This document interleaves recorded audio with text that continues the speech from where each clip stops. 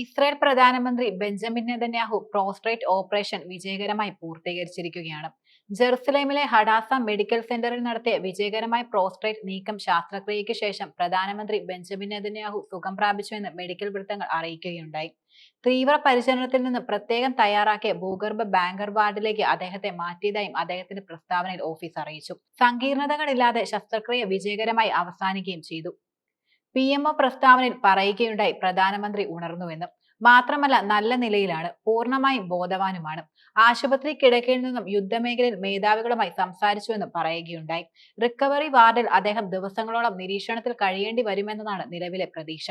നടപടിക്രമത്തിനായി പ്രധാനമന്ത്രി പൂർണ്ണ അനസ്തേഷ്യയിലുമാണ്. പ്രോസ്ട്രേറ്റ് ഗ്രന്ഥിയുടെ വളർച്ചയെ തുടർന്ന് മൂത്രനാളിയിൽ അണുബാധയുണ്ടെന്ന് ഡോക്ടർമാർ കണ്ടെത്തിയിരുന്നു. തുടർന്നായിരുന്നു ഓപ്പറേഷൻ നടത്തിയത്. യുദ്ധസമയത്ത് റോക്കറ്റ് അല്ലെങ്കിൽ മിസൈൽ ആക്രമണം നേരിടേണ്ടി വരുമെന്ന ഭയത്തിനിടയിൽ റിക്കവറി വാർഡിൽ അദ്ദേഹം ദിവസങ്ങളോളം നിരീക്ഷണത്തിൽ കഴിയേണ്ടി വരുമെന്നും ഡോക്ടർമാരുടെ സംഘം വിലയിരുത്തുകയും ചെയ്തിട്ടുണ്ട്. നടപടിക്രമത്തിനായി പ്രധാനമന്ത്രി പൂർണ്ണ അനസ്തേഷ്യയിലായിരുന്നു കഴിഞ്ഞത്. ഒരു വീഡിയോ പ്രസ്താവനയിൽ ഹഡാസ മെഡിക്കൽ സെന്റർ സംഘം വെളിപ്പെടുത്തുന്നത് ക്യാൻസർ ഉണ്ടോ എന്ന് സംശയമില്ല എന്നാണ്. പ്രതീക്ഷിച്ചതുപോലെ 2 മണിക്കൂറോളം നീണ്ടുനിന്ന നെതന്യാഹുവിന്റെ ഓപ്പറേഷൻ നടത്തിയ സർജൻമാരുടെ സംഘത്തിനും പ്രധാനമന്ത്രിയുടെ ഓഫീസിൽ നിന്നുള്ള പ്രസ്താവന നന്ദി പറയുകയും ചെയ്തു. ഹരേഫെ മെഡിക്കൽ സെന്ററിലെ സീനിയർ യൂറോളജിസ്റ്റ് എഹദ് ഗെസിൻ അയ്യൻ കെറേമിന്റെ എൻഡോറോളജി യൂണിറ്റ് മേധാവി മുർദേജായ് യുദ്ദേവാനി എന്നിവരുൾപ്പെടെയുള്ള വിദഗ്ധ സംഘമാണ് ശസ്ത്രക്രിയ പ്രധാനമായും നടത്തിയത്. മാത്രമല്ല, സമീപ വർഷങ്ങളിൽ നിരവധി ആരോഗ്യ പ്രശ്നങ്ങൾ നേരിട്ട നെതന്യാഹു ആരോഗ്യവാനും ഊർജ്ജസ്വലനുമായി ഒരു നേതാവ് എന്ന നിലയിൽ സ്വയം ഒരു പൊതു പ്രതിച്ഛായ ഉയർത്താൻ വളരെയധികം ശ്രമിക്കുകയുണ്ടായി. ഈ മാസം വിചാരണയ്ക്കിടെ 18 മണിക്കൂർ ജോലി ചെയ്യുന്നതിനെക്കുറിച്ച് അദ്ദേഹം സംസാരിച്ചിരുന്നു.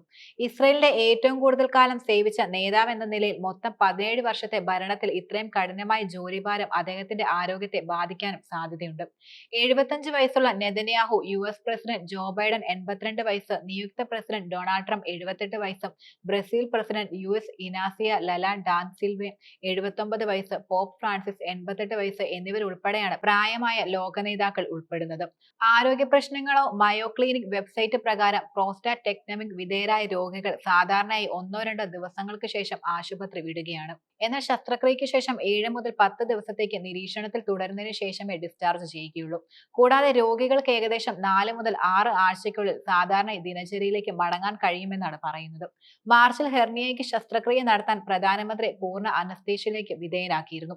ആ മാസം തന്നെ പനി ബാധിച്ച് അദ്ദേഹത്തിന് നിരവധി ദിവസത്തെ ജോലി നഷ്ടമാവുകയും ചെയ്തു. കഴിഞ്ഞ വർഷം നെതന്യാഹുവിന് ഹാർട്ട് ബ്ലോക്ക് അനുഭവപ്പെട്ടതിനെ തുടർന്ന് പേസ് മേക്കർ സ്ഥാപിക്കാൻ ശസ്ത്രക്രിയ നടത്തി നിർജ്ജലീകരണമാണെന്ന് പറഞ്ഞതിനും ആശുപത്രിയിൽ പ്രവേശിപ്പിച്ച് ഒരാഴ്ചയ്ക്ക് ശേഷമാണ് ശസ്ത്രക്രിയ നടത്തിയിരുന്നത്.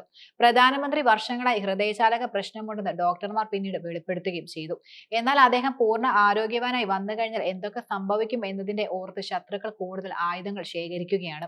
ഇസ്രയേലിന്റെയും അമേരിക്കയുടെയും ആക്രമണത്തിന്റെ ഭീതിയിൽ നിരന്തരം ജീവിക്കുന്ന ഇറാൻ ഇപ്പോൾ യുദ്ധവിമാനങ്ങളുടെ പുതിയ യൂണിറ്റ് സൃഷ്ടിക്കുകയാണ്. യഥാർത്ഥത്തിൽ ഇറാൻ വ്യോമസേനയ്ക്ക് അടുത്തിടെ റഷ്യയിൽ നിന്ന് സുഖോയ് 35 യുദ്ധവിമാനങ്ങളുടെ ആദ്യ ബാച്ച് ലഭിക്കുകയുണ്ടായി.